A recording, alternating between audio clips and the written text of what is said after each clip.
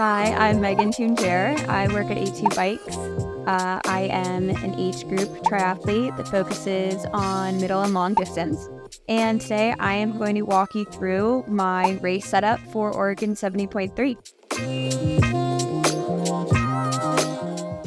I actually still have the stickers on because it was only a few days ago and I haven't gotten around to taking them off yet. So I switched from a live bike over to A2. And with that switch, I had the opportunity to kind of build my dream bike. So I'm really proud of it. I was on an extra small bike for live. I am 5'4", just for reference. I do have a long torso compared to my legs. So switching over to a small actually wasn't that bad on an A2 bike. It gave me a lot more reach, which I really appreciated for just feeling comfortable on the bike, but also getting a little bit more aero. The biggest change that I made, which was what I was the most excited about, was I switched to electronic shifting on this bike. I'd always had mechanical before. I opted to go with the SRAM Rival Axis. It's wireless, which was pretty great. It doesn't have all of the cables. It's a little bit easier for me to work with, especially when I'm traveling. And I do travel for races quite a lot. I also loved having the batteries that I can charge on the go versus having to charge my bike. And there are a lot of great options for electronic shifting. That's just why I chose to go this route. I love having the blips on these bars as well as my aero bars.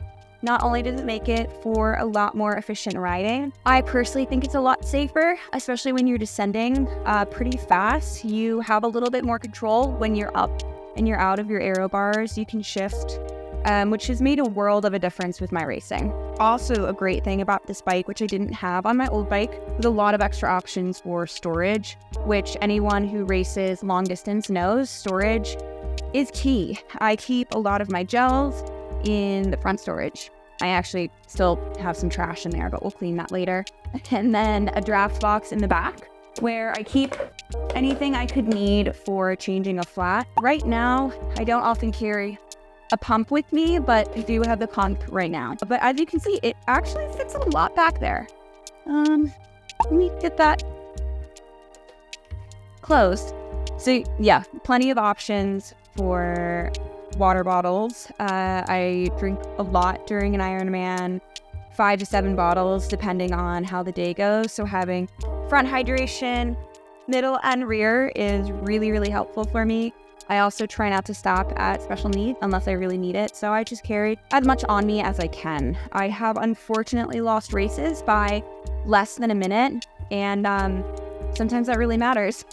So going downwards a little bit, I have also hydraulic brakes, which was a really nice to have upgrade. Not only is the performance better, there's less maintenance, and I am all for less maintenance when it comes to bike because there's a lot of gear to deal with in triathlon in general. I also tend to be pretty aggressive on descents. That's one of my favorite parts of riding. So it's nice to know with the disc brakes, with the hydraulics, I'm feeling pretty confident in my ability to send it. I then went with the Vision 81 wheels. I do like riding deeper wheels. This is the deepest I've ever ridden in the front. It took a little bit of practice riding with the deep wheels in the front, but I opted for this set because I wanted the aerodynamics, but also because I knew my main race this year was going to be Kona, and they don't do a disc. So I went with this group, and then I did ride a disc in my last race. I tend to borrow wheels when I can. I'm very lucky to work for this bike company and have, some wheels available if I need it. But I did ride this exact setup at Oregon on Sunday.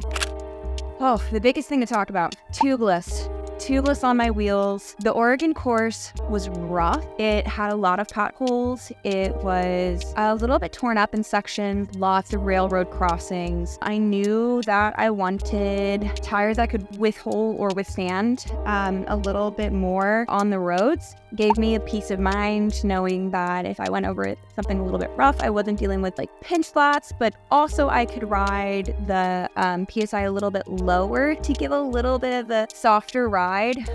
With tubes, I tended to ride 85 with tubeless. I actually did 75 this weekend and it worked really well. Power metal. I have power metal.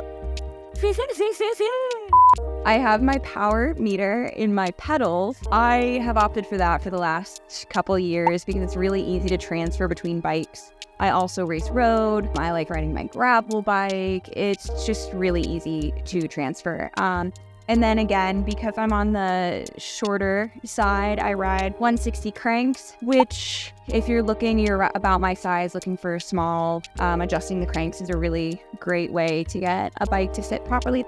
So I always ride a Cobb saddle. It's kind of the only saddle that's ever worked for me. It's pretty narrow, has a split nose, nice and short, perfect for triathlon. So I did make that swap for me. But pretty much everything else I was able to get through A2. Front hydration, that works really well with our bike. The stealth pocket in the front. The draft box. I am riding with a Bontrager draft box in the rear. I know it was really hard to find one, but Stealth does also make a draft box, and the attachment point is such that there are a couple companies out there that also make one, and we've also seen some really cool homemade 3D printed draft boxes out there, which we'll throw up on our social media. It's been awesome seeing what people at home are doing for their race day setup. And then next up for me, just one more race in the 2023 season. I am training for the World Champs in Kona. So if you're going to be on the Big Island in October, I will see you there with this bike. I'm also going to do a little write-up of everything I talked about today with a couple more photos, a little bit more in-depth, and you can find that at www.a2bikes.com under blogs. And that includes actually a lot of great blogs that we're working on and anything else you could possibly want to know about the bikes. And if you have any questions about racing or the bikes or triathlon in general, feel free to either send us a message on social media or send me a message on Instagram. And I'd love to chat. Thanks for watching.